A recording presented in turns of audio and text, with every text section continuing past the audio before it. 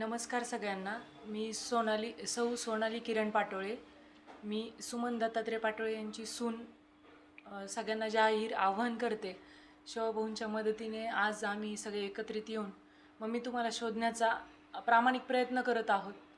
माझं लग्न होण्याआधी काही गोष्टी माझ्यापासून लपवण्यात आल्या, त्यामुळे मला हे माहिती नव्हतं की तुम्ही रुसून गेल्यात वगैरे.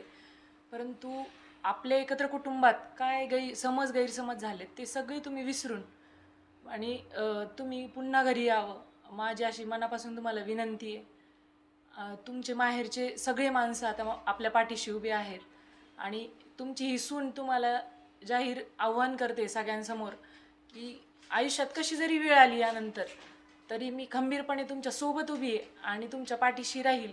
तुम्ही जिथं कुठं असाल तुम्ही फक्त एक आवाज द्या, मी तुमच्यापर्यंत पोहोचेल. आपल्याला कोणालाही कोणताही त्रास द्यायचा नाही किंवा आपल्या एकत्रित कुटुंबातल्या कोणत्याही अडचणी आपल्याला चव्हाट्यावर आणायच्या नाही आहेत. परंतु माझा नाईलाज झाला आणि तुम्हाला सापडण्याचे सगळे मार्ग पोलिसांकडून पण बंद झाले किंवा त्यांनी खूप कष्ट घेतले सगळ्यांनी तुम्हाला शोधण्याचे, पण तुमच्यापर्यंत आमचा आवाजच जात नाही. तर मग हा शेवटचा प्रामाणिक प्रयत्न शिवभाऊंच्या मदतीने मी करत आहे.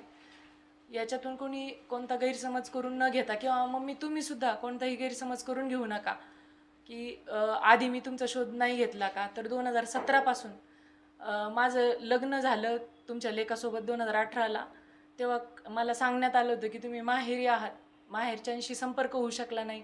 लग्नानंतर पाटोळे पप्पांमुळं मला काही गोष्टी कळाल्या, मग त्यानंतर मी तुमचा शोध सुरू केला. तर 2018 पासून जशी मी तुमच्याकडे नांदायला आले त्या दिवसापासून आज अखेरपर्यंत पप्पा जाऊन पण 3 महिने झालेत. पाटोळे पप्पा आपल्या सगळ्यांना सोडून गेलेत.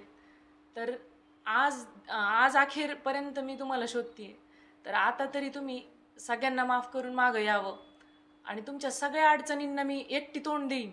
आणि तुम्हाला कोणत्याही नातेवाईकाला, समाजातल्या कोणत्याही व्यक्तीला आणि आपल्या वडगाव बुद्रुकमधल्या कोणत्याही माणसांना कोणत्याही प्रश्नाचं उत्तर देण्याची मी वेळ येऊ देणार नाही.